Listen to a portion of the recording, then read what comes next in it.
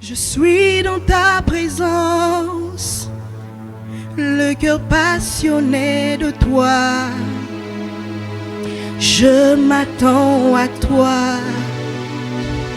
Je m'attends à toi. Je suis dans ta présence. Je suis dans ta présence. Le cœur passionné de toi. Le cœur passionné de toi. Je m'attends à toi. Je m'attends à toi. Je m'attends à toi. Je m'attends à toi. Je suis dans ta présence. Je suis dans ta présence. Le cœur assoiffé de Le toi. cœur assoiffé de toi. Je m'attends à toi. Je m'attends à toi. Je m'attends à toi.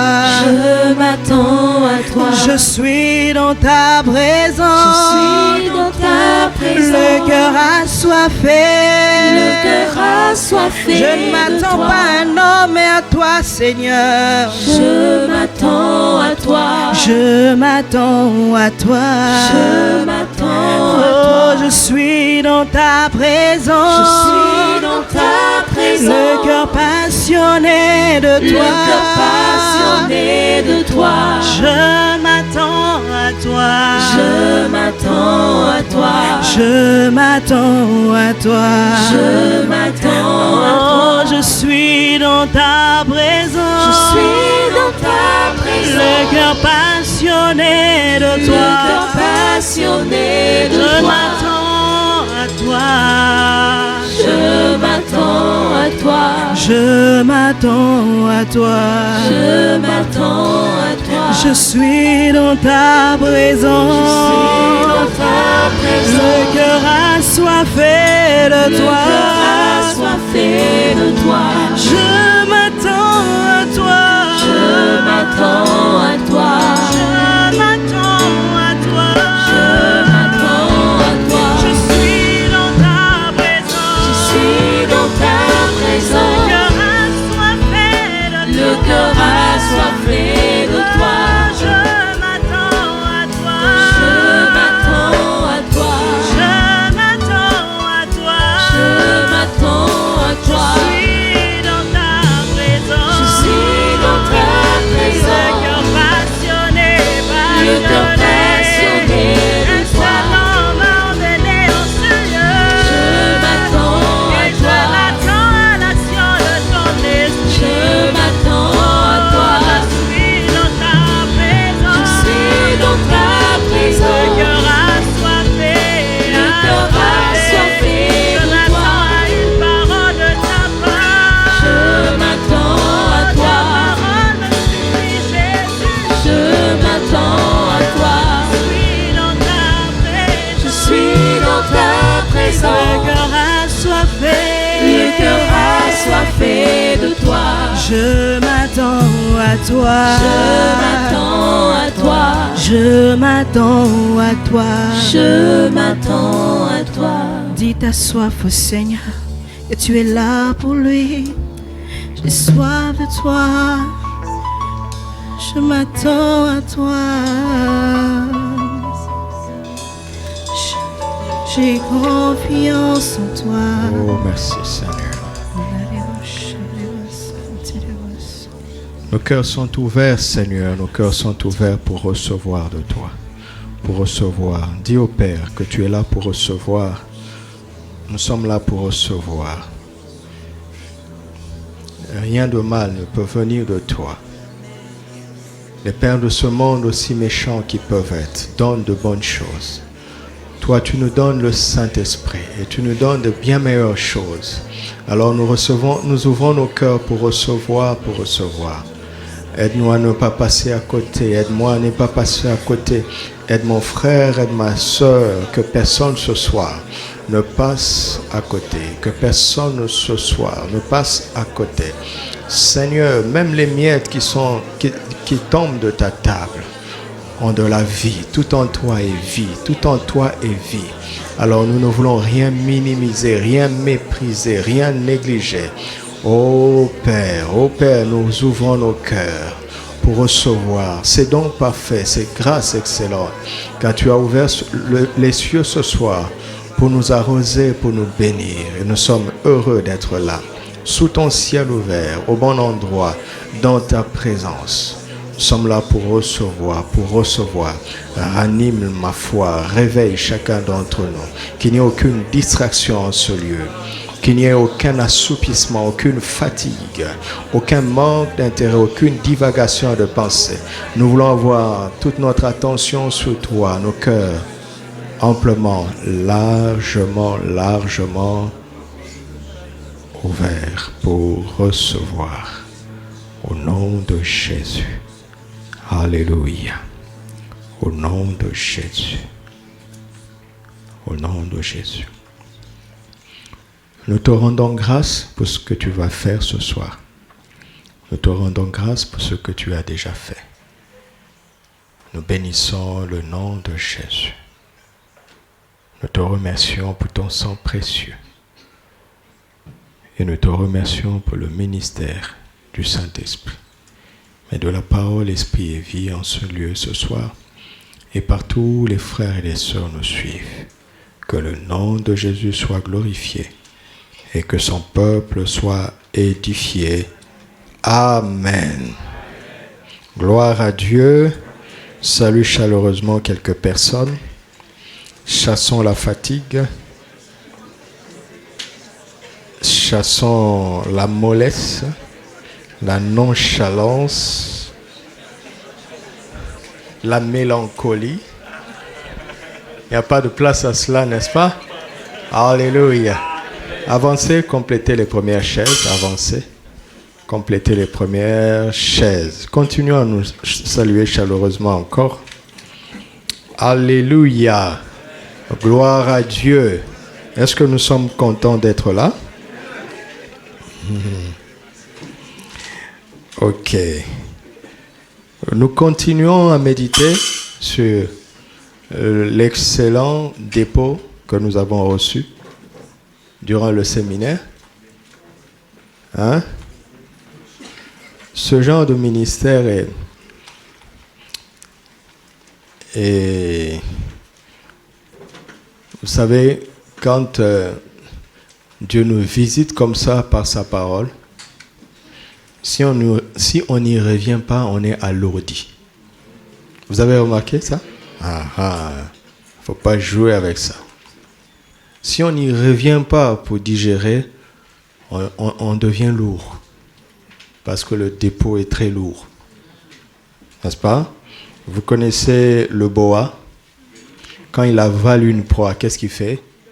Il ne peut plus bouger. C'est ce que tu veux devenir? Jusqu'à ce qu'il le digère.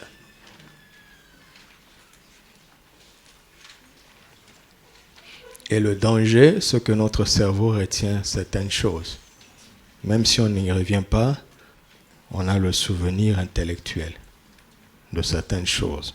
C'est comme ça qu'on devient des pharisiens, des docteurs de la loi, des rabbis bizarres. Il faut y revenir avec l'esprit de prière. Amen. En priant beaucoup en langue. J'ai conseillé aux frères de prendre bien note parce que nous n'avons pas toujours le temps matériel de revenir sur un message de 3 heures, n'est-ce pas? Et il y en a 7. Si vous avez bien pris note, c'est plus facile de revenir sur ce qui est écrit. Les notes sont importantes. Et vous pouvez avoir votre cahier partout, n'est-ce pas? Donc c'est très important. Si vous avez saisi sur ordinateur, imprimez-le pour avoir votre papier, vos papiers. Comme ça, à n'importe quel endroit, vous pouvez ouvrir et relire. J'exhorte l'Église à revenir sur ce séminaire. Sinon, ça aura un effet contraire sur nous. Nous serons alourdis et nous deviendrons des pharisiens, des docteurs de la loi. Je ne veux pas de cela pour moi-même. Et je ne veux pas de cela pour toi. Alléluia. Nous allons y revenir, n'est-ce pas? Voilà. Alors, ce que moi je vais faire, c'est simplement de parler de manière un petit peu pratique, même si ça sera toujours de l'enseignement en nous inspirant sur la relation que certains ont eue avec le Saint-Esprit. Amen. Et comme la parole de Dieu est tellement riche, les mercredis, ce soir et le mercredi prochain, nous allons rester sur le cas de Saül. Le cas de Saül. Et le dimanche, ce sera le cas de David. Mais toujours dans la perspective de Christ. Parce qu'il n'est pas question de revenir dans l'Ancien Testament. Donc notre titre ce soir, c'est « Inspirons-nous de leur relation avec le Saint-Esprit ». Sur Internet, sur le site, vous pouvez mettre 3. C'est le 3e message. Mais pour nous, c'est le cas de Saül. Savez-vous, dis à ton frère, sais-tu que Saül a eu une relation avec le Saint-Esprit? Il a tellement mal fini qu'on oublie qu'il avait bien commencé. Et d'ailleurs, si on peut parler de Saül, c'est grâce au Saint-Esprit. Sa vie a commencé avec le Saint-Esprit. Et il a mal fini. Donc, nous allons prendre tous les points positifs de sa vie et tirer des leçons de ces points négatifs. Parce que la parole nous a été donnée pour notre instruction. 1 Samuel, chapitre 9, versets 1 à 2. 1 Samuel, chapitre 9. Le parallélisme entre Saül et David est merveilleux parce que dans le Nouveau Testament, on a un autre Saül, Saul de Tarse. N'est-ce pas? Saul ou Saül, c'est la même chose, c'est le même nom. On peut même dire Saül de Tarse. Il n'y a aucun problème. Comme Joshua et Jésus, c'est le même nom, en fait. Et Saül était censé préparer la venue de David. Parce que le roi devrait venir de Juda. Comme dans le Nouveau Testament, Jésus-Christ, le lion de la tribu de Juda. Personne ne l'a révélé comme Saül de Tarse ou Saul de Tarse. Dieu a recommencé avec Saul. Là où Saül a échoué, Saul a réussi. Vous entendez? Et ce qui est extraordinaire, c'est que Saul de Tarse, comme Saül, était de la tribu de Benjamin. De la même manière que David et Jésus-Christ étaient de la tribu de Juda. 1 Samuel, chapitre 9, versets 1 et 2. Il y avait un homme de Benjamin, nommé Kis, fils d'Abiel, fils de Tseror, fils de Bérocat, fils d'Apiach, fils d'un Benjamite. C'était un homme fort et vaillant. Il avait un fils du nom de Saül, jeune et beau, plus beau qu'aucun des enfants d'Israël, et les dépassant tous de la tête. Versets 18 à 21. Saül s'approcha de Samuel au milieu de la porte et dit : « Indique-moi, je te prie, où est la maison du voyant ? » Samuel répondit à Saül : « C'est moi qui suis le voyant. Monte devant moi au haut lieu, et vous mangerez aujourd'hui avec moi. Je te laisserai partir demain, et je te dirai tout ce qui se passe dans ton cœur. Ne t'inquiète pas des ânesses que tu as perdues il y a 3 jours, car elles sont retrouvées. Et pour qui est réservé tout ce qu'il y a de précieux en Israël? N'est-ce pas pour toi, pour toute la maison de ton père? » Saül répondit, écoutez la réponse de cet homme. « Ne suis-je pas benjamite? de l'une des plus petites tribus d'Israël? Et ma famille n'est-elle pas la moindre de toutes les familles de la tribu de Benjamin? Pourquoi donc me parles-tu de la sorte?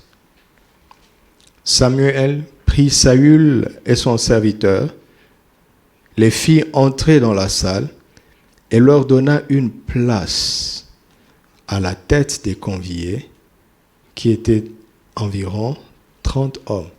Samuel ne répond pas, n'est-ce pas, à la question de Saül. Saül était le plus petit, disons. Sa famille était la moindre de toutes les familles de la plus petite tribu d'Israël. Vous comprenez? Il était le plus petit parmi les plus petits des plus petits. Et c'est ce genre d'homme que la grâce de Dieu est allée chercher. Alléluia. Chapitre 10, versets 1 à 9. Chapitre 10. C'est vrai que l'Évangile nous dit souvent ce genre de choses, mais ne vous y habituez pas. Alléluia. Dieu est capable de prendre quelqu'un de la poussière et de le faire asseoir parmi les grands. Ne vous y habituez pas. Acceptez-le par la foi. Samuel prit une fiole d'huile qui répandit sur la tête de Saül. Il le baisa et dit: L'Éternel ne t'a-t-il pas oint pour que tu sois le chef de son héritage? Aujourd'hui, après m'avoir quitté, tu trouveras deux hommes, près du sépulcre de Rachel, sur la frontière de Benjamin, à Tseltsach. Ils te diront: les ânesses que tu es allé chercher sont retrouvées, et voici, ton père ne pense plus aux ânesses, mais il est en peine de vous, et dit: que dois-je faire au sujet de mon fils? De là, tu iras plus loin, et tu arriveras aux chênes de Tabor, où tu seras rencontré par 3 hommes. Après 2 hommes, maintenant c'est 3 hommes. Par 3 hommes montant vers Dieu à Bethel, la maison de Dieu. Montant vers Dieu à la maison de Dieu. D'accord? Et portant l'un 3 chevreaux, l'autre 3 gâteaux de pain, et l'autre une outre de vin. Ils te demanderont comment tu te portes. Et ils te donneront 2 pains que tu recevras de leurs mains. Après cela, tu arriveras à Gibéa Elohim, où se trouve une garnison de Philistins. En entrant dans la ville, tu rencontreras une troupe de prophètes. Au début, tu as rencontré 2 hommes. Après, tu en as rencontré 3. Et finalement, tu vas en rencontrer combien? Un très grand nombre. N'est-ce pas? Vous voyez l'augmentation. Il monte en niveau spirituel. C'est un langage prophétique, spirituel, et qui est important. En entrant dans la ville, tu rencontreras une troupe de prophètes. Descendant du haut lieu, les derniers que tu as vus, eux, ils montaient, n'est-ce pas, vers Dieu à Bethel. Et ceux-ci sont en train de descendre du haut lieu. Précédés, quelque chose les précède. La lutte, du tambourin, de la flûte et de la harpe. Et prophétisant eux-mêmes, la louange et l'adoration les précèdent. Et la prophétie, la parole prophétique les accompagne. Alléluia. Voilà, le Saint-Esprit est là. Verset 6. L'Esprit de l'Éternel te saisira. Tu prophétiseras avec eux et tu seras changé en un autre homme. Lorsque ces signes auront eu pour toi leur accomplissement. Fais ce que tu trouveras à faire. Pourquoi? Car Dieu est avec toi. Puis, tu descendras avant moi à Gilgal, et voici, je descendrai vers toi pour offrir des holocaustes et des sacrifices d'action de grâce. Tu attendras 7 jours jusqu'à ce que j'arrive auprès de toi et que je te dise ce que tu dois faire. Dès que Saül eut tourné le dos pour se séparer de Samuel, Dieu lui donna un autre cœur. Et tous ces signes s'accomplirent quand? Le même jour. Amen. Que cela soit notre expérience ce soir au nom de Jésus.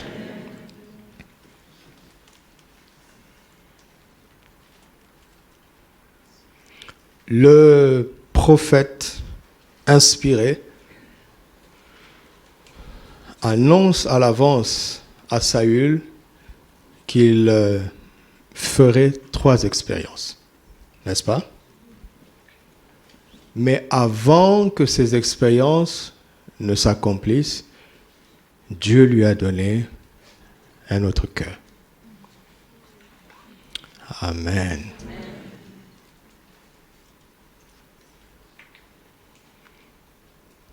Les 3 expériences ont été prophétiquement annoncées par le prophète, qui est inspiré.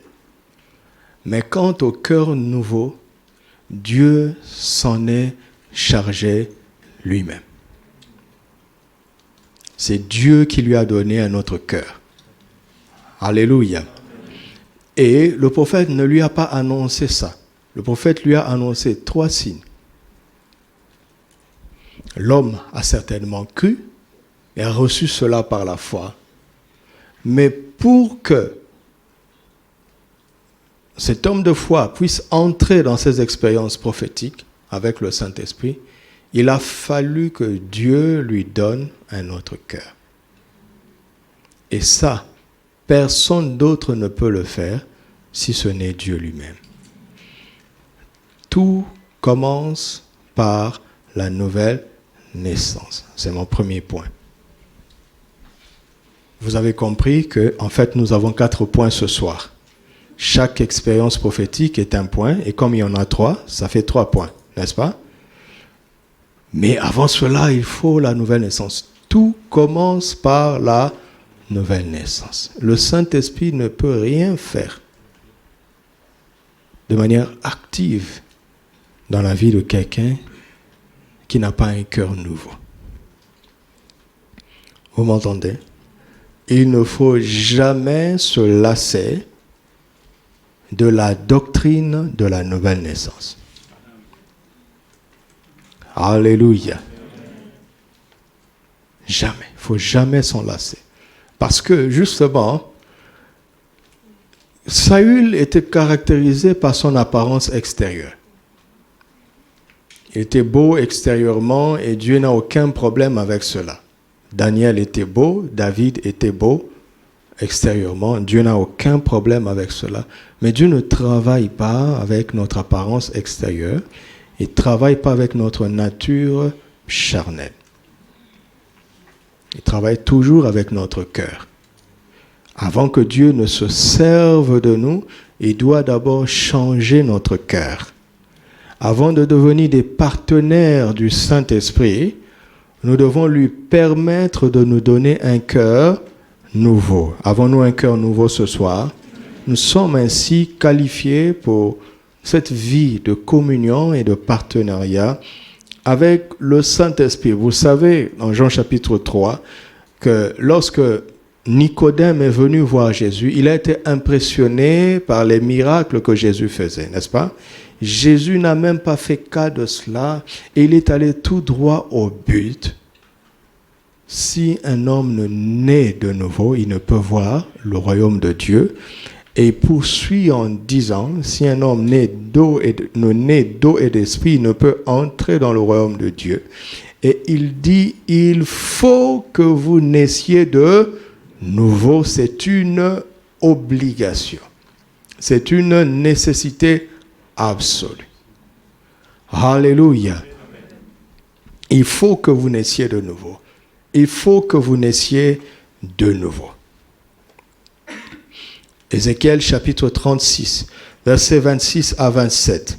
Dieu promet, il dit, « Je vous donnerai un cœur nouveau, je mettrai en vous un esprit nouveau. » Vous voyez les deux dimensions? Dieu veut mettre en nous son esprit, n'est-ce pas? Mais il attend que nous ayons un cœur nouveau.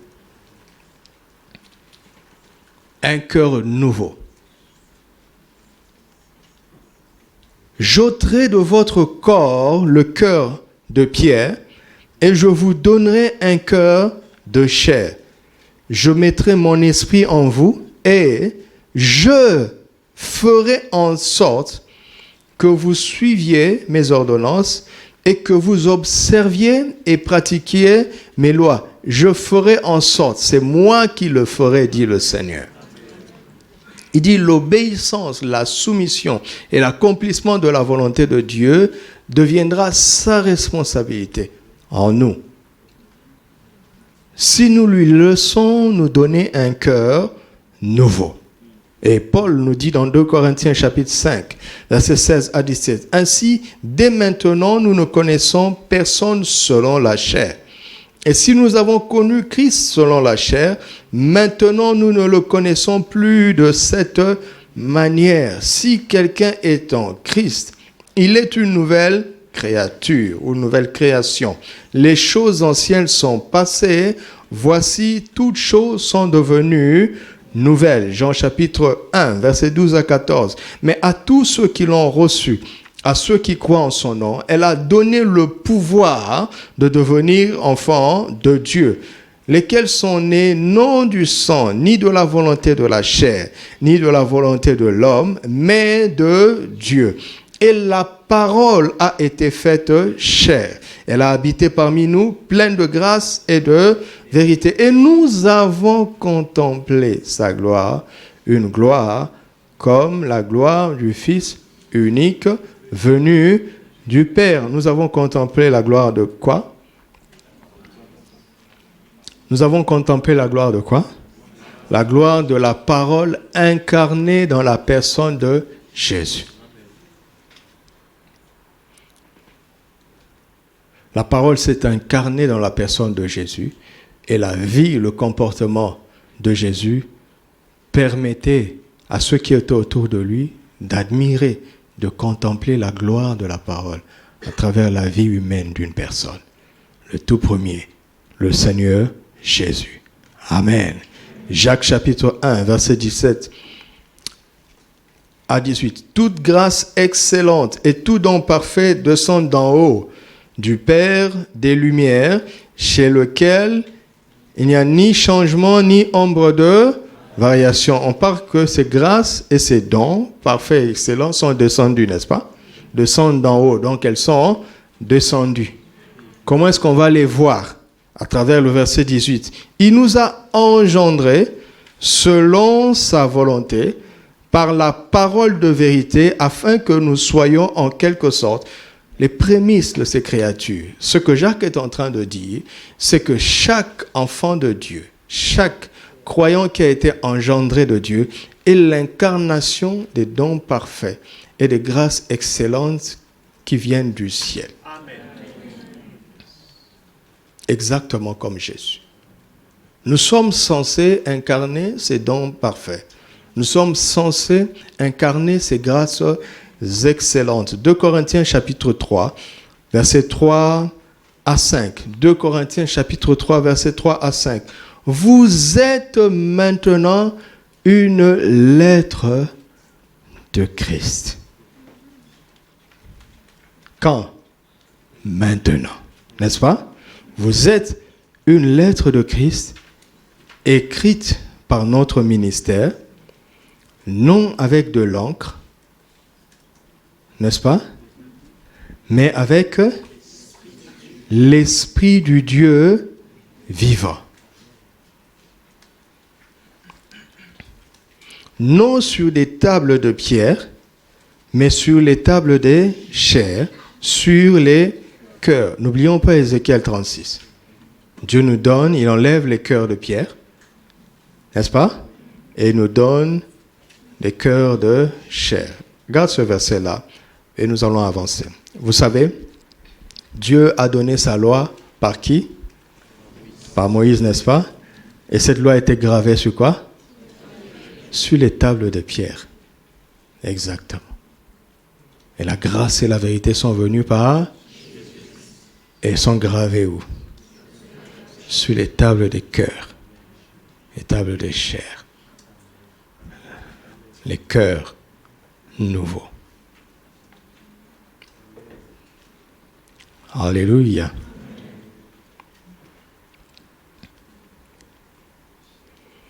Maintenant, Paul regarde les Corinthiens, nés de nouveau, il dit, vous êtes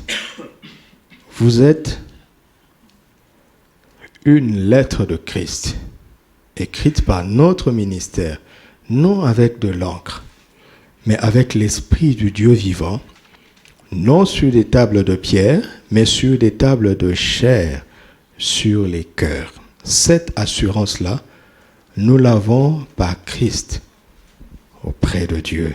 Ce n'est pas à dire que nous soyons par nous-mêmes capables de concevoir quelque chose comme venant de nous-mêmes, mais notre capacité, au contraire, vient de Dieu. Donc, cette capacité d'avoir un ministère qui grave la parole de Dieu dans le cœur, elle vient de Dieu. Alléluia.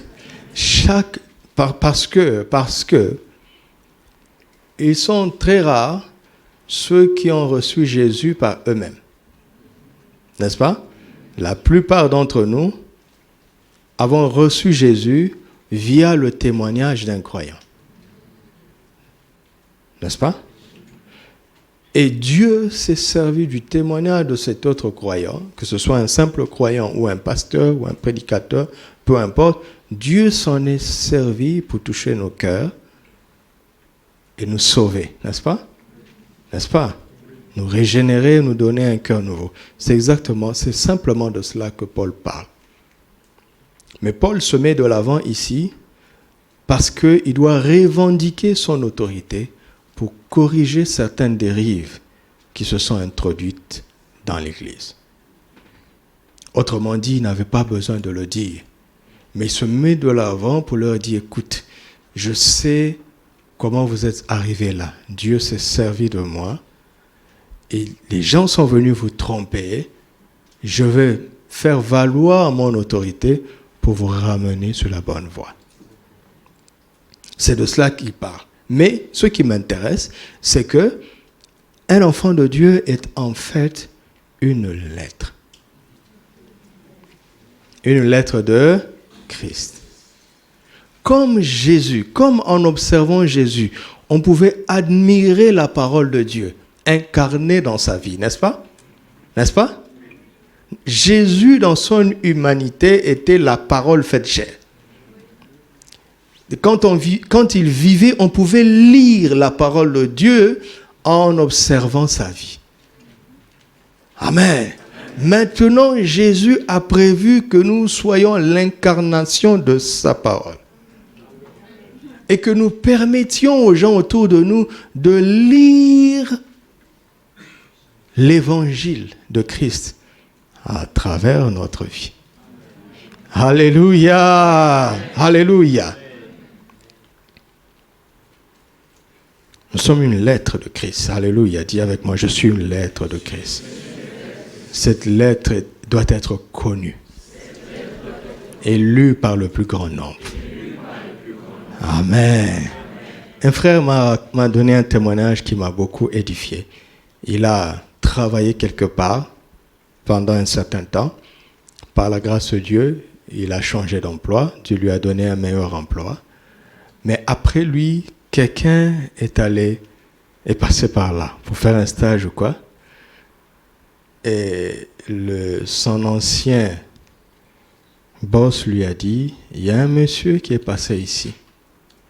Il est de ta nationalité. Et le frère a dit, comment il s'appelle? Il dit, il s'appelle amour et justice. Vous entendez? Ce frère est au milieu de nous. Pas quelqu'un de YouTube, non, il est là. Il est assis à côté de toi. On a rendu témoignage de lui qu'il est amour et justice. C'est ça son nom. Frère amour et justice. Amour, c'est son prénom, justice, c'est son nom. Comme ça, l'identité est complète. Vous voyez, ça veut dire que cet homme a lu en lui l'amour et la justice. Et cet homme-là est foutu. S'il ne reçoit pas Jésus, au jour du jugement dernier, le Père va lui dire, tu avais lu ma justice. Tu avais lu mon amour. Tu ne vas pas dire que toi, tu es né dans une famille tant. Vous comprenez?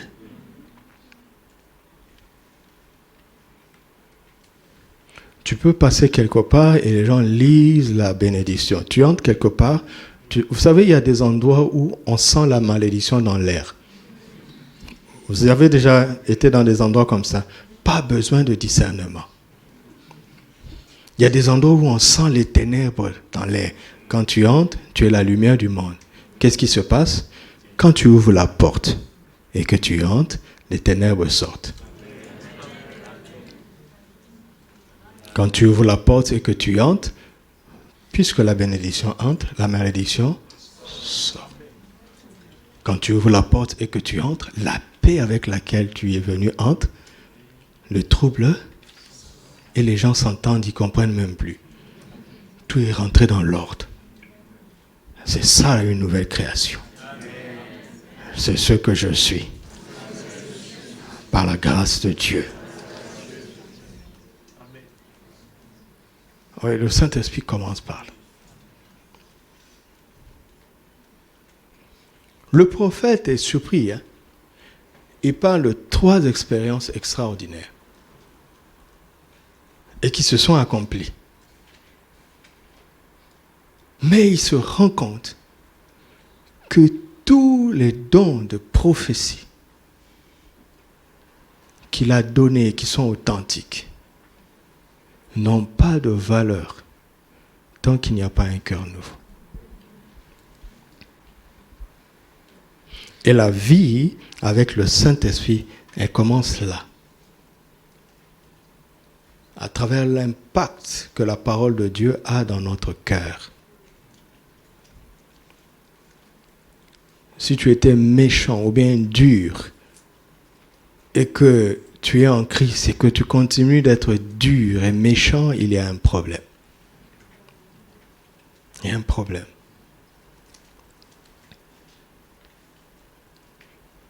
Si tu étais... Voilà. Et que tu es toujours comme ça, il y a un problème. Il y a un problème. Les gens cherchent le Saint-Esprit trop loin. Alors qu'ils commencent dans les petites choses. Alléluia. Tout commence par la nouvelle naissance. Amen. Quelqu'un est né de nouveau ici. Gloire à Dieu pour cela. Amen. Alors, regardons maintenant la deuxième expérience. 1 Samuel chapitre 10, versets 1 à 2. La deuxième expérience se trouve dans les 2 premiers versets de 1 Samuel chapitre 10. Samuel prit une fiole d'huile. N'oubliez pas que nous sommes dans l'Ancien Testament, d'accord? Nous devons actualiser ça dans la Nouvelle Alliance. Samuel prit une fiole d'huile qui répandit sur la tête de Saül. Il le baisa et dit, « L'Éternel ne t'a-t-il pas oint pour que tu sois le chef de son héritage ?» Verset 2. « Aujourd'hui, après m'avoir quitté, tu trouveras 2 hommes. 2 hommes près du sépulcre de Rachel. » Donc, 2 hommes près du sépulcre de Rachel. Sur la frontière de Benjamin. 2 hommes près du sépulcre de Rachel. 2 hommes près du sépulcre de Rachel sur la frontière de Benjamin. Alléluia. C'est quoi une frontière? C'est la limite entre deux endroits. N'est-ce pas? Il y a deux hommes. La limite entre deux endroits. Et ils sont sur la frontière de Benjamin. Amen. Et la frontière de Benjamin où? Près du sépulcre de Rachel. Le prophète assemble beaucoup d'événements qui se sont déjà passés. Dieu est en train de dire beaucoup de choses en même temps. Commençons par le sépulcre de Rachel. Genèse chapitre 35, versets 16 à 20. Genèse 35, 16 à 20. Ils partirent de Bethel et il y avait encore une certaine distance jusqu'à Ephrata, lorsque Rachel accoucha. Vous voyez, Jacob est en train de s'éloigner de Bethel. N'est-ce pas? Jacob avait toujours la mauvaise idée de venir à Bethel, de recevoir la bénédiction et de partir. L'Éternel est ici, que ce lieu est redoutable. Et puis il dit, si tu me bénis, alors, et il s'en va. Et là, ils partent de Bethel. Lorsque Rachel accoucha, elle eut un accouchement pénible. Ça vous rappelle quelque chose? L'accouchement pénible vous rappelle quoi? Ça vous rappelle quoi en Genèse 3? C'est pas une malédiction. Hein? C'est le sol qui a été maudit. C'est Satan qui a été maudit. Ah oui. C'est pas une malédiction, mais c'est une conséquence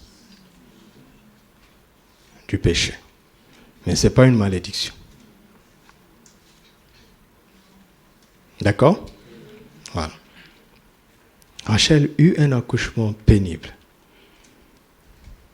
Et pendant les douleurs de l'enfantement, la sage-femme lui dit, « Ne crains point, car tu as encore un fils. » Et comme elle allait rendre l'âme, car elle était mourante, elle lui donna le nom de Ben-Oni.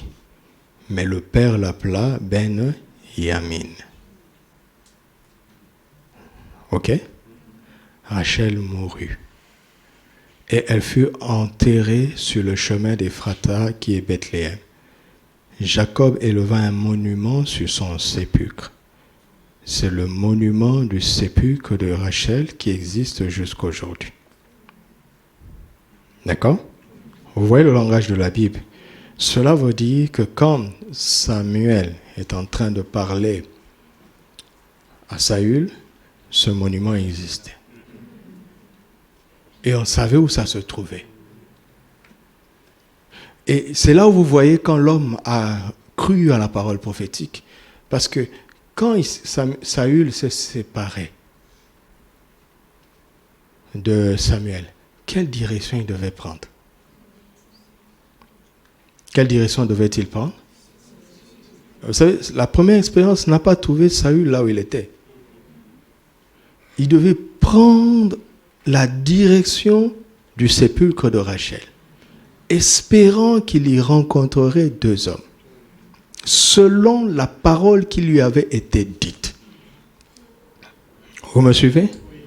Et ce qui m'intéresse, c'est que dans ce sépulcre de Rachel, il y a symboliquement, maintenant, le prophète parle de deux hommes.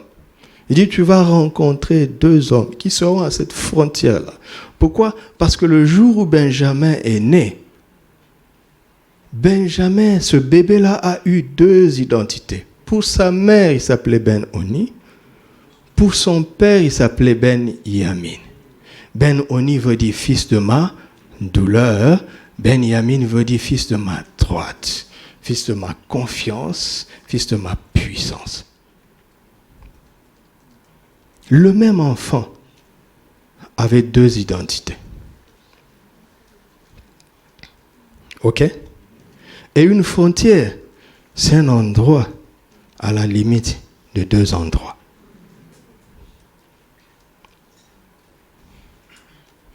Et Saül est en train de dire qu'il est benjamite, n'est-ce pas?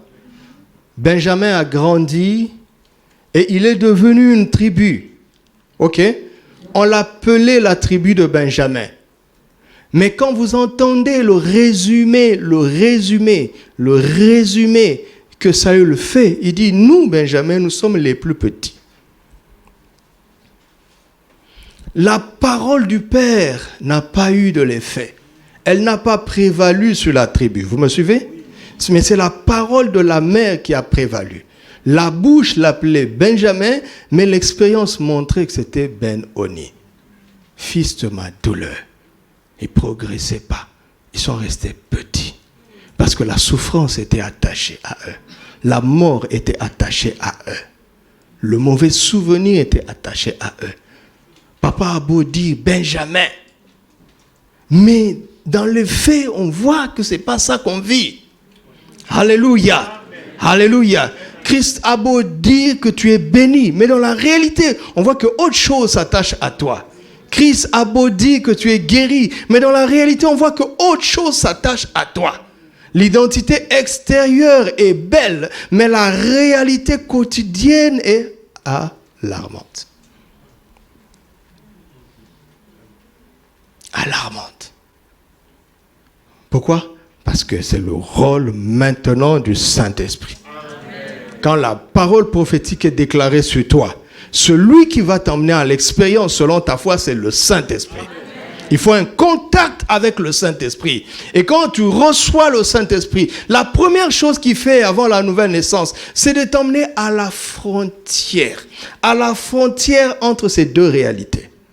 Pourquoi? Pour que tu choisisses finalement quel territoire tu vas habiter à partir de là. Seras-tu du côté de Ben-Oni ou bien du côté de Benjamin? Quel est le choix que tu fais ce soir?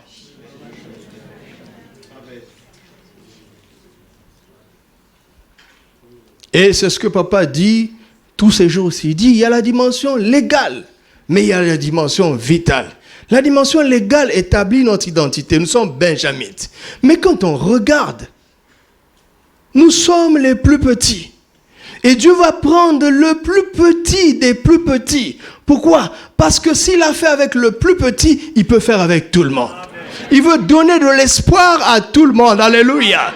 Alors il prend le plus petit et il l'emmène à la frontière. Il dit, quel choix maintenant tu vas choisir? Sur le plan légal, tu t'appelles Benjamin. Mais sur le plan vital, qu'est-ce que tu vas choisir? Où est-ce que tu vas mettre ton pied? Car tout lieu où foulera la plante de ton pied, je te le donnerai en possession. Tu es à la frontière entre deux états. L'état de Ben-Oni et l'état de Ben-Yamin. Comment on fait pour faire le bon choix? Où se trouve Ben-Oni? Où se trouve Ben-Yamin? Est-ce que Ben-Oni est à gauche, Ben-Yamin est à la droite? C'est pas parce qu'il a dit fils de ma droite que c'est ta droite. C'est sa droite. Où se trouve sa droite? Comment tu fais pour prendre la bonne direction? Comment tu fais? Comment tu fais? C'est de chercher où est Bethel. Quand tu es dans cette frontière, le repère c'est Bethel. Si Bethel est là-bas, il va te dire c'est à droite. Si Bethel est ici, il te dit à droite. Alors tu franchis la frontière au nom de Jésus. Tu laisses la douleur derrière toi au nom de Jésus. Tu laisses la malédiction derrière toi au nom de Jésus. Désormais, en allant vers Dieu, à la maison de Dieu, que ta main soit couronnée de la vie par le Saint-Esprit. Que ta main soit couronnée de victoire par le Saint-Esprit. Pourquoi? Pas parce que c'est la bénédiction qui nous intéresse, non, mais c'est Dieu qui nous intéresse. C'est la présence de Dieu qui nous intéresse. Car si c'est la bénédiction qui nous intéresse, la bénédiction peut nous tromper. L'ennemi peut fabriquer une pseudo-bénédiction. Nous ne savons pas. Le vrai repère, c'est d'aimer la présence de Dieu. Alléluia. Alléluia. Vous voyez, au-delà des mots, il y a une histoire qui commence à se construire entre Saül et le Saint-Esprit. Une histoire commence à se construire. Une histoire commence à se construire. Mais Jésus l'a dit, la Bible nous dit ça à maintes et à maintes reprises. Cherchez premièrement le royaume et là, et le reste vous suivra. Jésus ne l'a-t-il pas dit? Alors qu'est-ce que nous devons chercher tous les jours? Vous êtes sûrs? Et c'est ce que nous devons faire. Alléluia. Parce que les choses peuvent nous tromper. Mais si nous cherchons Dieu, si Bethel est notre but, si sa présence est notre but, on ne peut pas se tromper. Alléluia. On ne peut pas se tromper. Et on ne sera pas dans la confusion. On ne finira jamais dans la confusion. On ne finira jamais dans la honte. On ne finira jamais dans l'échec. Alléluia, alléluia, alléluia.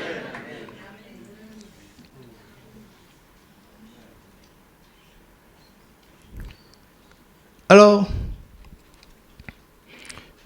le Saül du Nouveau Testament va prendre la relève. Et il nous dit dans Philippiens 3, vous le savez, n'est-ce pas? Il est Benjamin. Il est benjamite, n'est-ce pas? Mais lui, il poursuit quoi? Il poursuit quoi? La puissance de la résurrection. Il a expérimenté beaucoup de choses, mais il dit, d'abord, les premières choses qui étaient pour moi des gains, je les considère comme la boue. Toute sa gloire humaine, il considère ça comme de la boue. Et il considère même toutes choses comme de la boue, à cause de l'excellence, de la connaissance de Christ. Et même ça, il ne s'arrête pas. Il dit, mais il poursuit. Il croit ne pas avoir atteint le but. Mais il poursuit quoi? La puissance de la résurrection. Voici le deuxième Saül qui nous parle. Le Saül qui a réussi. Il prend les choses là où le premier Saül avait échoué. Et il nous montre comment il a réussi. Pourquoi? Parce que là, il est au sépulcre de Rachel. Un sépulcre, c'est quoi? C'est une tombe, un tombeau, un cimetière. C'est un lieu de mort. Alléluia. Et notre Dieu est le Dieu vivant. Amen. Quand tu quittes de la mort à la vie, on appelle ça quoi? Quand tu quittes la mort à la vie, on appelle ça quoi?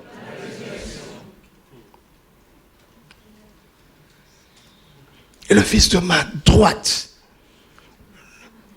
Jacob dit, il ne s'appellera pas Ben-Oni. Il s'appellera Ben-Yamin. Mais maman avait déjà parlé, Ben-Oni, fils de ma douleur. Jacob dit, non, il sera fils de ma droite. Il va incarner ma puissance. Il va incarner ma confiance. Mais la première parole a déjà été dite. Donc, il faut une puissance qui le sort de la douleur à la droite. Alléluia. Mais pourquoi? Parce que ce sont nos péchés dont il s'est chargé. Ce sont nos douleurs dont il s'est. Et le châtiment qui nous donne la paix est tombé sur. On parle de la croix.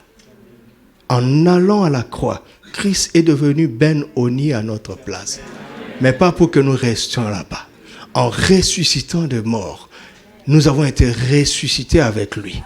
Et nous sommes assis en lui à la droite du Père, dans les lieux célestes. Ça veut dire qu'à partir de ce moment, c'est la puissance de la résurrection qui entre en action. Et celui qui a la clé de la résurrection, c'est le Saint-Esprit. Si l'esprit de celui qui a ressuscité Jésus d'entre les morts habite en vous. Voici l'expérience de l'esprit de la résurrection. À laquelle, calme-toi, calme-toi. Comme ça, tout le monde va écouter. Reçois, mais calme-toi. Vous entendez ça? Vous comprenez ça?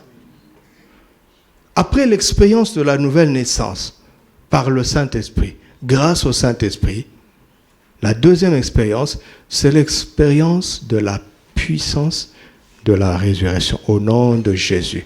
Tout ce qui était en train de mourir dans ta vie ressuscite maintenant. Au nom de Jésus, reçois. Tout ce qui était en train de mourir dans ta vie ressuscite maintenant. Au nom de Jésus. Recevez maintenant. Je chasse la mort maintenant au nom puissant de Jésus. Je chasse la mort maintenant au nom puissant de Jésus. J'appelle en ce lieu et partout où on nous suit la puissance de la résurrection. Je chasse la maladie au nom de Jésus par l'esprit de la résurrection. Je chasse la mort au nom de Jésus par l'esprit de la résurrection. Au nom de Jésus. Au nom de Jésus.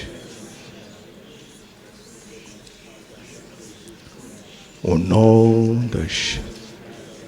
Tout ce qui t'empêchait d'aller à Bethel, tout ce qui t'empêchait d'aller vers Dieu à Bethel, tout ce qui t'empêchait de monter vers Dieu, toute puissance qui te retient et qui t'empêche de monter, toute force qui te tire vers le bas est brisée maintenant au nom de Jésus. Est brisée maintenant. Tu reçois la force de monter et de monter vers Dieu par la puissance du Saint-Esprit.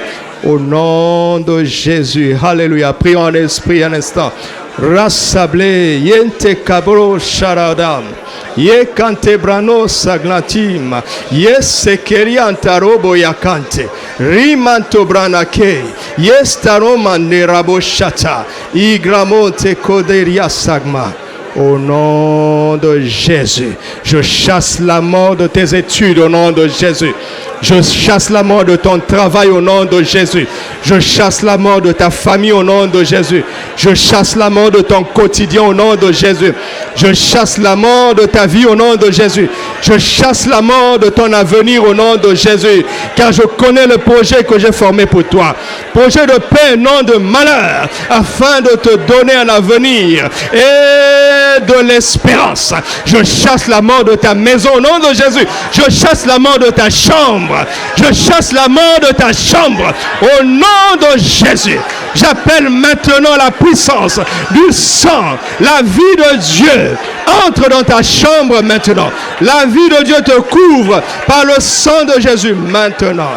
Alléluia. Je proclame la vie, je proclame la vie. L'esprit de résurrection est en ce lieu. L'esprit de résurrection est dans cette ville. L'esprit de résurrection est dans ta ville. L'esprit de résurrection est sur la nation. Au nom précieux de Jésus. Alléluia. Alléluia. Alléluia. Dites avec moi, je suis né de nouveau. Je suis un enfant de Dieu, fils du Dieu vivant. La vie est ma nature. La vie est mon histoire. La vie est mon quotidien. La vie est mon avenir. La vie est ma pensée. La vie est ma mentalité.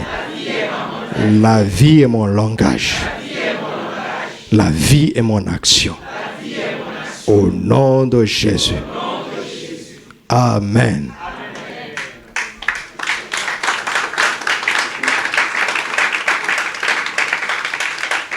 Regardez Romains chapitre 1, versets 1 à 4. Paul, serviteur de Jésus-Christ, appelé à être apôtre, mis à part pour annoncer l'évangile de Dieu. Mes amis, nous avons besoin de l'évangile de Dieu. Dis avec moi, nous avons besoin de l'évangile de Dieu. Nous n'avons pas besoin d'histoires inutiles. Simplement, sous prétexte que celui qui parle a ouvert la parole de Dieu. Nous avons besoin de l'évangile de Dieu. Quand quelqu'un prêche, il doit prêcher l'évangile de Dieu. Ça veut dire quoi? La bonne nouvelle de Dieu. La nouvelle dont Dieu dit qu'elle est bonne. Vous vous rendez compte quand Dieu vous donne une bonne nouvelle? Vous vous rendez compte ce que c'est?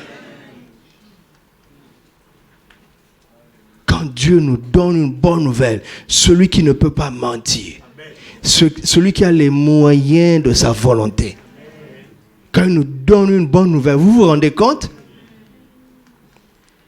C'est de ça dont nous avons besoin. Et il dit, cet évangile de Dieu, cette bonne nouvelle de Dieu, avait été promis auparavant de la part de Dieu par ses prophètes dans les Saintes Écritures. C'est ce que je suis en train de faire avec nous par la grâce de Dieu. Je prends un passage de l'Ancien Testament et on le contextualise maintenant en Christ. Verset 3. Cette bonne nouvelle concerne son Fils. Depuis qu'il est venu, il n'y a plus d'autre sujet. Vous m'entendez? Il n'y a plus d'autre sujet. Cette bonne nouvelle concerne son Fils, né de la postérité de David, selon la chair, et déclaré Fils de Dieu avec puissance par sa résurrection d'entre les morts. Comment? Selon l'Esprit de sainteté. Jésus-Christ notre Seigneur. Vous voyez? Ce qui a établi Christ comme Fils de Dieu, c'est sa résurrection d'entre les morts. Et qui l'a fait? Le Saint-Esprit. Alléluia. Et c'est ce que le prophète annonce à Saül. Il dit, là maintenant, dans cette frontière-là, c'est bien beau de quitter le territoire de Ben-Oni. D'accord? D'accord? Pour aller maintenant vers le territoire de Benjamin. Mais ça, c'est latéral. C'est naturel. Mais à partir de là, il est allé où? À partir de là, il devait aller où? Et comment on fait pour aller à Bethel? On fait comment? On monte. On ne va ni à gauche, ni à droite, mais on monte. Vous m'entendez? Pourquoi? Parce que maintenant, en montant, il décide de ne plus s'identifier comme fils de Kis. Il monte maintenant comme fils de Dieu. L'homme est en train de répondre à cette question, à sa question. Parce que quand la parole de gloire lui a été donnée, n'est-ce pas? Quand le prophète lui a dit que tu es le chef d'Israël, qu'est-ce qu'il a retenu? Ce sont ses origines naturelles. N'est-ce pas? Il dit, tu montes maintenant, tu quittes cette identité naturelle. Vous comprenez ça? Nous sommes nés de nouveau, mais il y a beaucoup de choses qui nous tirent encore vers le bas. Pas vrai? Oui. Nous tous, nous avons des luttes dans ce sens. Mais c'est l'esprit de sainteté qui va nous affranchir du péché qui mène à la mort, afin que nous soyons effectivement des fils de Dieu.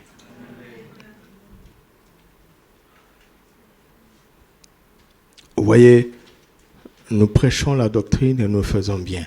Mais celui qui dynamise ça, c'est le Saint-Esprit.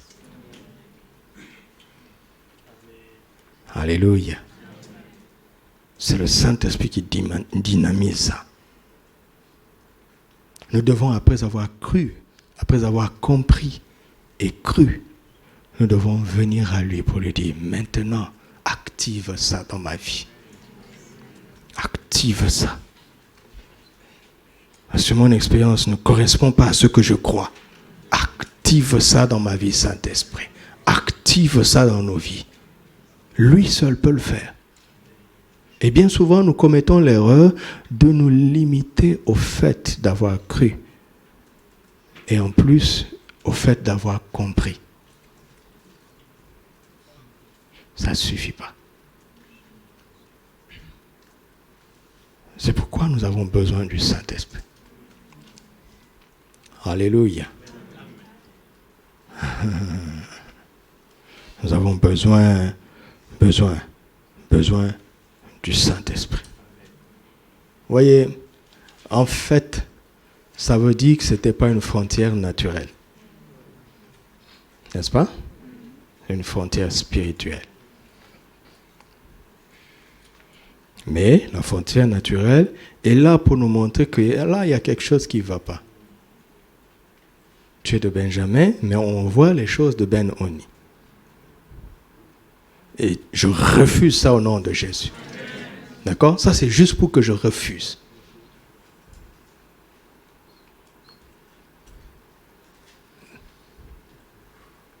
Mais la force, elle est spirituelle, parce que les réalités sont d'abord spirituelles. Alléluia.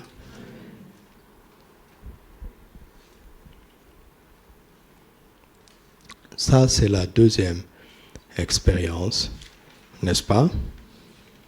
La deuxième expérience.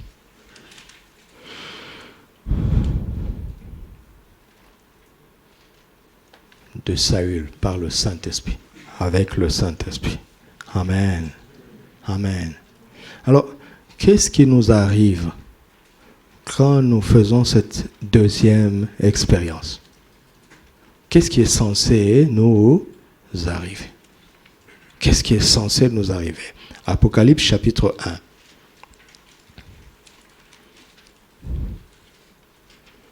Verset 4. 4 à 7, et puis 17 à 11. Jean, aux 7 églises qui sont en Asie, que la grâce et la paix vous soient données de la part de celui qui est, qui était et qui vient, et de la part de cet esprit qui sont devant son trône, et de la part de Jésus-Christ, le témoin fidèle. Et puis il est qui? Le premier-né.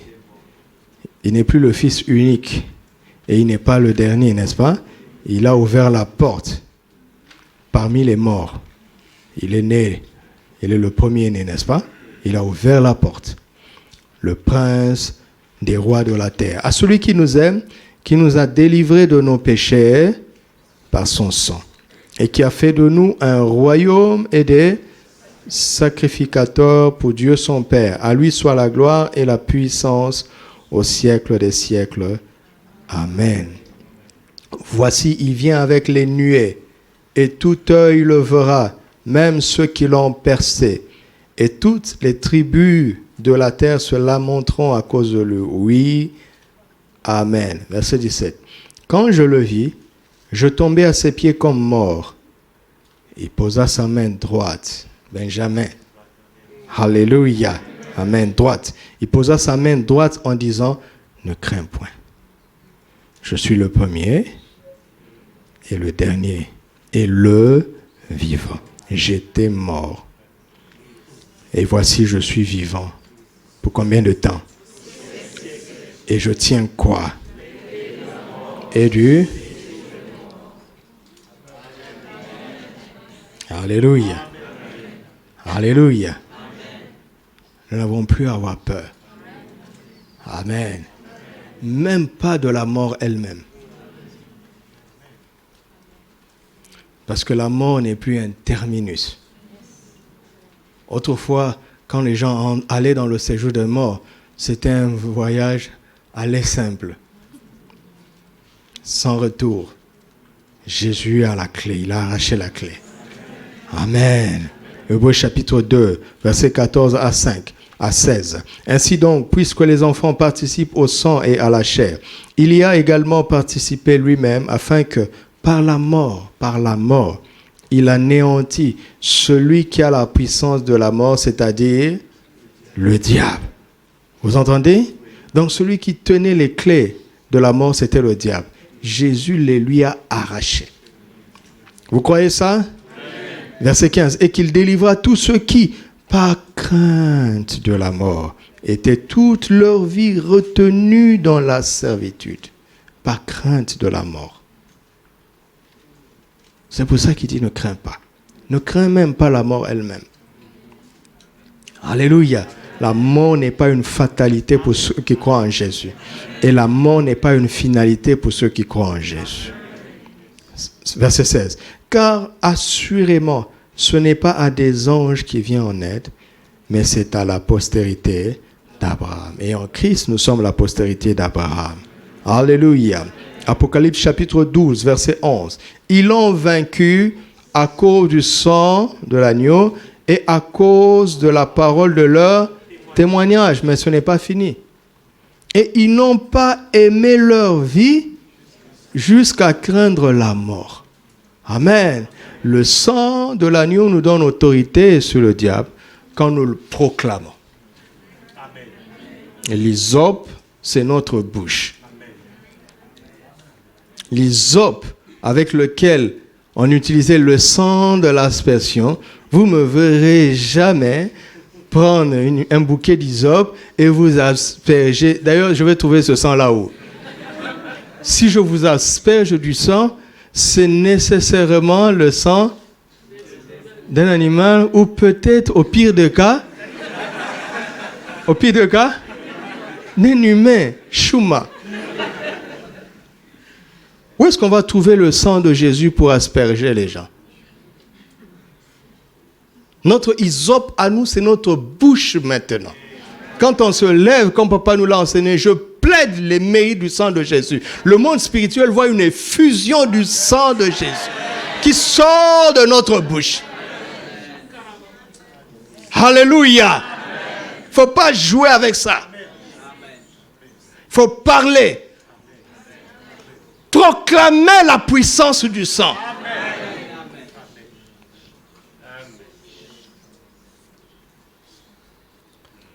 Mais il dit, ils n'ont pas aimé leur vie jusqu'à craindre la mort. Vous savez, quand tu découvres la puissance de Jésus et que tu as vraiment foi, tu n'as plus peur de la mort. Mais, l'ennemi peut t'emmener dans des situations où la peur peut te regagner. Pourquoi? À cause de l'amour de ta vie. Ah oui. Ah oui. Donc Dieu attend à ce que nous atteignions un point où même notre vie ne nous dit plus rien. Que Paul dit, je ne fais aucun cas de ma vie comme si elle m'était précieuse. Vous entendez cet homme? Pourquoi? Quelle était sa révélation? Sa révélation, c'était que Christ est ma vie. Même la mort m'est un gain.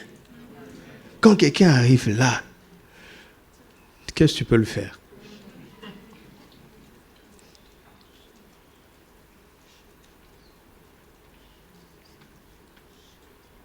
Et nous avons beaucoup de foi pour nous sortir des dangers. Et je veux que nous gardions ça. Mais je veux que nous ajoutions la foi où nous sommes prêts à continuer à aimer Jésus, même s'il n'intervient pas apparemment. J'ajoute apparemment, parce qu'il intervient toujours. Vous entendez? Et qu'est-ce qui va nous donner cette force-là? Jean chapitre 11, versets 25 à 26. Jésus lui dit, je suis la résurrection et la vie. Amen. Amen. Nous sommes un petit peu intelligents quand même, non? Hein? Quand Jésus te dit, je suis la vie, on est content. Mais s'il te dit, je suis la résurrection, réfléchis. Tu as réfléchi, non? Ça veut dire quoi? Parce que pour que la résurrection agisse, vous avez compris. Jésus est extrêmement honnête. Extrêmement honnête. Il nous a tout dit honnêtement. Il nous a dit que nous sortirons des dangers. Et il nous a dit aussi que nous sortirons des dangers. Mais d'une autre façon. Après que le danger est fini avec nous. Non, avec Christ, le pire n'existe pas. Supprimez ce mot de votre vocabulaire. Le pire n'existe pas avec Christ. Ça n'existe pas. Je m'attends à lui chaque jour. Et quand il a agi, je rends grâce. Et quand il me semble qu'il n'a pas agi, je rends grâce.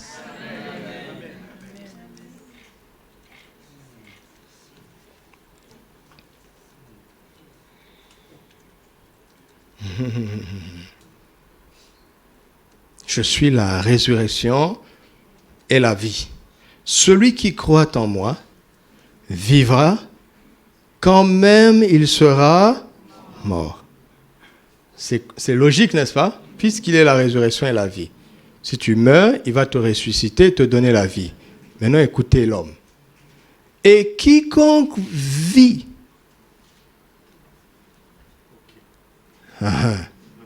J'attends d'abord. Regarde, il dit, je suis la résurrection et la vie. Celui qui croit en moi vivra quand même il serait mort. Il dit donc, si je crois en lui et que je meurs, comme il est la résurrection, il va me ressusciter. Et s'il me ressuscite, alors je retrouve la vie. Alors, si je vis de la vie de résurrection, qu'est-ce qui va se passer? Je ne mourrai jamais. Vous voyez qu'il est extrêmement honnête ici.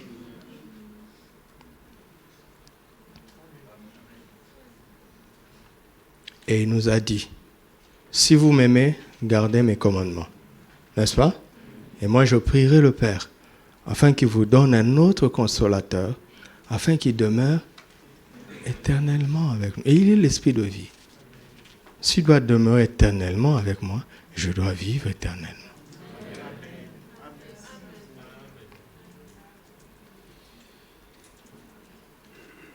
Alors ne limitons pas le Saint-Esprit aux choses de cette terre. C'est le problème de Saül. Il a bien commencé, il a mal fini. Parce que rapidement, il est redevenu terrestre. Il a été appâté par les choses de ce monde. Et il a oublié sa mission. Tout bon juif savait que le roi viendrait de Juda. Saül était censé savoir que sa royauté était momentanée. Alors il aurait dû se poser les questions. Pourquoi tu as permis alors que je sois là? Mais quand Dieu a suscité un autre, qui de plus est de Juda, au lieu d'aider le jeune, il a voulu le combattre. Commettez pas l'erreur de combattre quelqu'un que Dieu a choisi. Même si vous voyez que cette personne va vous remplacer. Et d'ailleurs, si Dieu suscite quelqu'un pour vous remplacer parce que vous avez échoué, comprenez sa grâce. Il vous donne une occasion de vous rattraper. C'est-à-dire quoi? En aidant votre successeur. Vous entendez?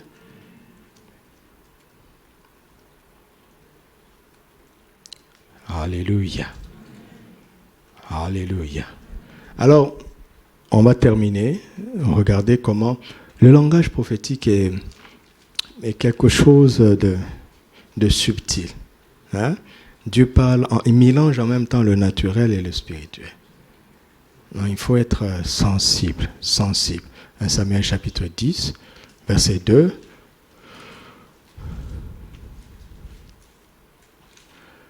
Nous allons terminer maintenant par le message de ces deux hommes. Ils te diront, les ânesses que tu es allé chercher sont retrouvées. N'est-ce pas? Et voici, ton père ne pense plus aux ânesses, mais il est en peine de vous. Et dit, que dois-je faire au sujet de mon fils? On parle de quel papa? On parle de quel fils? Est-ce qu'on parle de Kis et de Saül? Faites attention quand vous communiquez avec un prophète. Faites attention quand vous communiquez avec le Saint-Esprit dans sa parole. Il dit à Abraham, toutes les familles de la terre seront bénies en ta postérité. Et Abraham découvrira que Dieu ne parlait pas d'Isaac. Il dit à David, un de tes descendants restera à jamais sur le trône. Et on se rendra compte plus tard que ce n'était pas Salomon.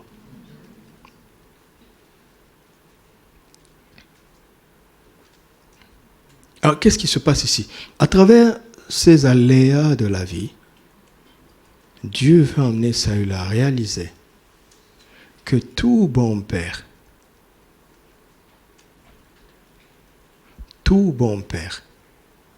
est prêt à tout perdre s'il peut garder ses enfants. Il dit, Saül, tu es un bon fils. Les années de ton père se sont égarées. Tu es allé à la recherche. Tu dois savoir, Saül, 2 choses, et je veux terminer par là aujourd'hui. 2 choses que le Saint-Esprit veut nous apprendre. Saül a bien fait. Est-ce que Saül a bien fait d'aller chercher les ânesses de son père? C'est bien, n'est-ce pas? Est-ce qu'il les a trouvées? Est-ce que les ânesses ont été perdues? Elles ont été retrouvées, n'est-ce pas? Donc, Dieu est en train de dire, mon fils, écoute, je peux me passer de toi pour retrouver tout ce que j'ai perdu. N'oublie jamais ça. Ça va nous aider dans la 2e expérience, la 3e, quand je vais en parler le mercredi prochain. N'oublie jamais, mon fils, que si je t'envoie chercher quelque chose qui a de l'importance pour moi, ce qui m'intéresse, c'est l'attitude de ton cœur. Parce que sans toi, je peux les retrouver. Sans toi, je peux sauver les âmes qui sont perdues. Tu m'entends?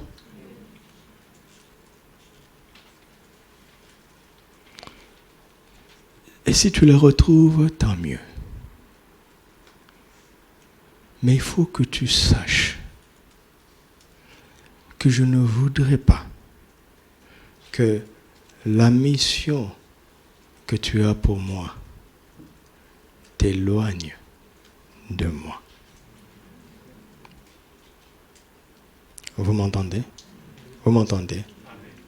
Parce que dans la suite, nous avons parlé du revêtement de puissance, dans ces expériences-là. Agir sous l'onction, c'est bien. Mais garder la communion, c'est mieux.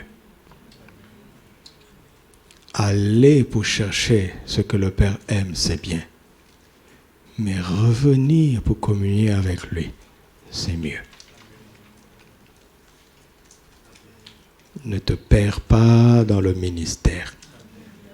Ne t'égare pas loin du Père à cause du ministère. C'est le mois de quoi? De la communion. Et je préfère te dire déjà, si tu as une bonne communion, tu seras toujours actif. D'accord? Mais si tu n'as pas une bonne communion, tu peux t'égarer dans les activités.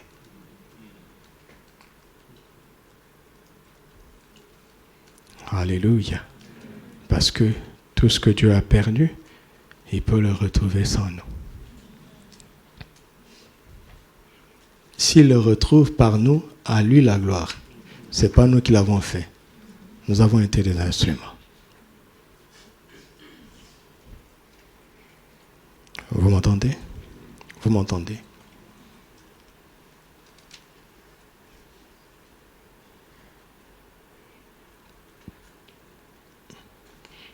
Et ce sont les 2 choses que nous apprenons ce soir, à travers le début de la relation de Saül avec le Saint-Esprit.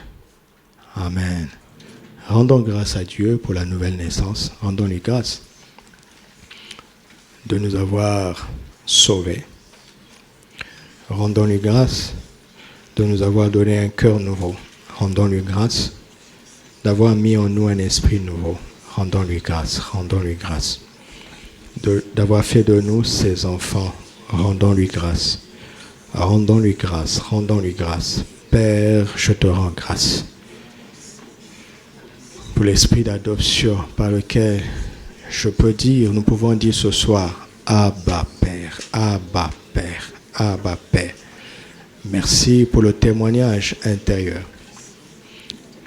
par lequel nous savons que nous sommes tes enfants. Merci pour le cœur nouveau. Merci pour le cœur de pierre que tu as ôté.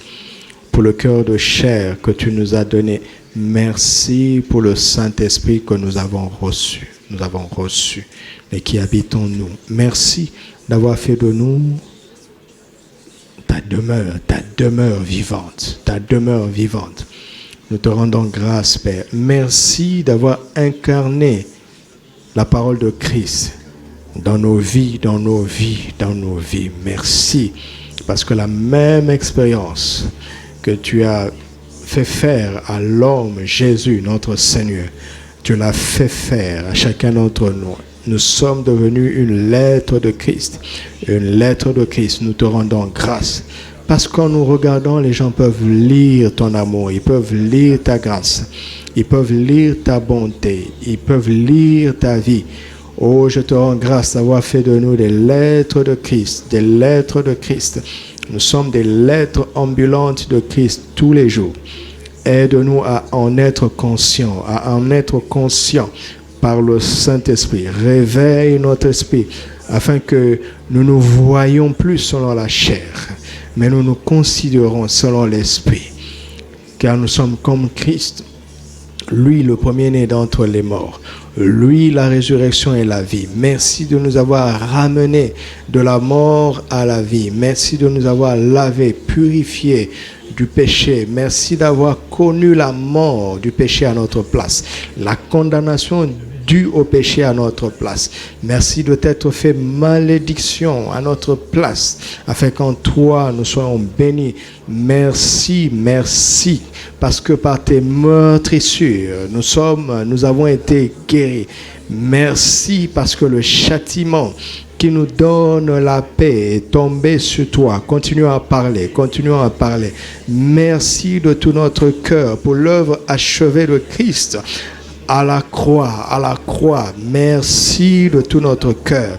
Oh, nous te rendons grâce, Papa. Nous célébrons notre nouvelle identité en Christ. Nous sommes assis en lui, à ta droite. Nous ne sommes plus des fils de la douleur. Nous ne sommes plus les fils du malheur. Nous ne sommes plus les fils de la souffrance. Nous ne sommes plus les fils de la mort.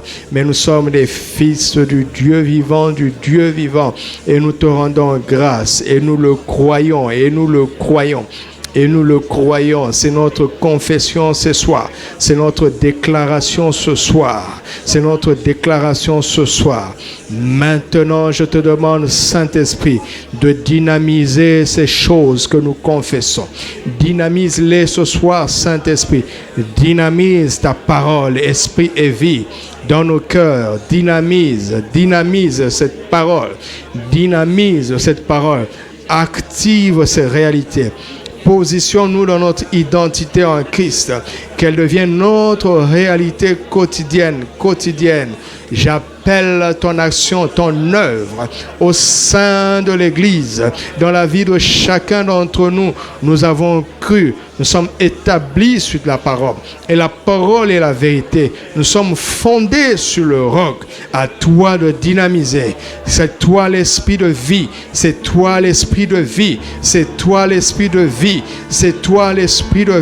Saint-Esprit, dynamise ces choses.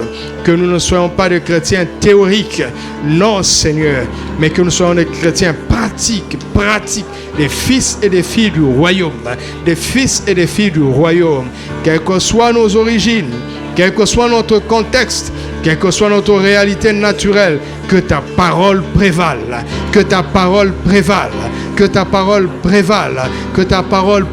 dans nos vies. Et c'est à toi que nous le devons, Saint-Esprit. C'est à toi que nous le devons. Fais-nous monter maintenant. Fais-nous monter. Chaque jour, fais-nous monter. Fais-nous connaître. Fais-nous expérimenter les dimensions supérieures de la présence de Dieu. Fais-nous expérimenter des dimensions supérieures de sa gloire. Fais-nous monter chaque jour dans la présence de Dieu. Fais-nous monter chaque jour, Saint-Esprit. Fais-nous monter chaque jour, Saint-Esprit. Fais-nous monter chaque jour, Saint-Esprit. Fais-nous monter. Fais-nous échapper à cette frontière naturelle. Fais-nous franchir la frontière du naturel. Fais-nous franchir la frontière du monde pour nous faire expérimenter le royaume des cieux, le royaume des cieux. Mets en nos cœurs l'amour de la présence du Père, l'amour de la présence du Père, l'amour de la présence du Père, l'amour de la présence du Père. Remplis-nous, remplis-nous d'amour de la présence du Père. Que plus jamais nous soyons des enfants distants. Que nous ne soyons pas des enfants distants. Oh Père, regarde, la plupart d'entre nous n'a pas su avoir une relation, une communion avec ses parents. La plupart de nos parents n'ont été que de pourvoyeurs en fait. Et tu vois, nous reportons cela dans la foi. Et nous te traitons de la même manière. Certains parmi nous ont désiré avoir une communion avec leurs parents. Ils ont souffert de ne pas l'avoir. Ils l'ont désiré pourtant. Certains parmi nous ont souffert d'avoir manqué cela. Mais ils l'ont désiré. Et ils l'ont reporté dans la foi. Parce qu'ils n'osent pas s'approcher de toi avec liberté. Ils n'osent pas. Parce qu'ils ne savent pas comment faire. Ils ne savent pas comment faire. Saint-Esprit, délivre-nous de ces limitations. Que ceux qui désirent s'approchent. Jésus a dit approcher avec assurance du trône de la grâce. Saint-Esprit, donne-nous l'assurance que les enfants ont envers leur Père. Donne-nous cette assurance. Seigneur, enlève la peur. Enlève la peur, enlève l'ignorance dans nos âmes. Toutes ces choses qui nous font nous tenir loin de toi. Nous avons entendu des sermons, des enseignements qui nous ont inspiré ta terreur. Nous avons connu le Dieu de Moïse, mais nous n'avons pas connu le Père de Jésus. Nous connaissons très peu le Père de Jésus. Je t'en supplie, Saint-Esprit, révèle-nous le Père de Jésus. Révèle-nous Dieu, le Père de Jésus. Révèle-nous Dieu, le Père de Jésus. Celui qui est capable de se jeter à notre cou, même quand nous avons failli. Mais quand nous nous repentons et que nous choisissons de revenir, c'est lui qui court vers nous. Le Père court vers toi ce soir. Le Père court vers toi et dit, mon fils, ma fille, je languis après ta présence. Tu as souvent dit, chanté que tu languissais après ma présence. Laisse-moi te dire que moi aussi, mon fils, ma fille, je languis après ta présence. J'aime ces moments que tu peux passer seul avec moi. Et ces moments me manquent beaucoup, mon fils, ma fille. Donne-moi du temps, viens avec ton cœur, approche-toi de moi. Tu n'as pas l'idée combien cela me fait plaisir. Tu n'as pas l'idée, mon fils, ma fille. Viens, viens, viens, viens. Chéris ces moments avec moi. Partage ces moments avec moi et je veux les partager avec toi. Abandonne toutes ces idées que tu as reçues. Mon esprit va te révéler quel est vraiment mon cœur, quel est vraiment mon cœur. Mon esprit t'attire maintenant. Mon esprit t'appelle maintenant dans ma présence. Mon esprit t'appelle dans ma présence. Que plus rien ne te retienne, que plus rien ne te retienne. Que plus rien ne te retienne. Que plus rien ne te retienne. Alléluia. Papa, tu es plus que Yahvé Jireh. Tu n'es pas simplement celui qui pourvoit. Tu es plus que Yahvé Rapha. Tu es plus que tout cela. Tu es mon Père. Tu es mon Père. Abba Père. Abba Père. Murmure-le. Abba Père. Abba Père. C'est par l'Esprit que tu le dis. Abba Père. Abba Père. Abba Père. Abba Père. Abba Père. Abba Père, Abba Père, Abba Père. Oh, Prara Salalala. Oramande le Kasai, Telebo Shapranala. Abba Père, Yestaporani Kasai Mande. Abba Père, Laboshile Gasseto Cobrada. Abba Père, Labra Santirio Calemante, Lebo Charaganteriacom. Vous n'avez pas reçu un esprit de servitude pour être encore dans la crainte, mais l'esprit d'adoption par lequel nous disons Abba Père, Abba Père, Abba Père, Abba Père, Abba Père, Abba Père, Abba Père, Abba Père, Abba Père, Abba Père, Abba Père. Ce que tu cherchais a été trouvé. Ce que tu cherchais a été retrouvé. Ce que tu cherchais a été retrouvé. Abba Père, Abba Père, Abba Père. Mets toutes ces choses derrière toi. Abba Père, chéris le Père, chéris le Père, car notre Père est un roi. Il a un royaume, il a une justice. Chéris son royaume, chéris son titre royal, chéris son trône, chéris sa parole de justice. Ces choses, mets-les derrière toi. Il les retrouve pour toi, il les retrouve pour toi. Abba Père, Abba Père, Abba Père, Abba Père, Abba Père, Abba Père. Ce qui était perdu est retrouvé. Ce qui était endommagé est restauré.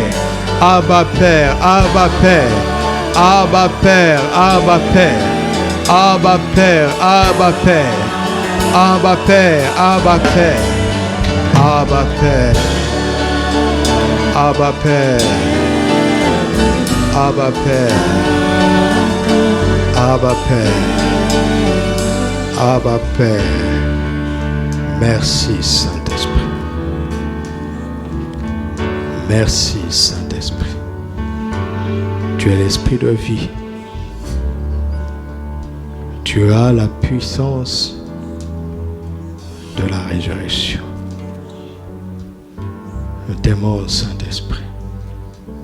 Apprends-nous cette communion merveilleuse avec toi. Apprends-nous. Entraîne-nous. Entraîne-nous. Entraîne-nous. Entraîne-nous, Saint-Esprit. Abba.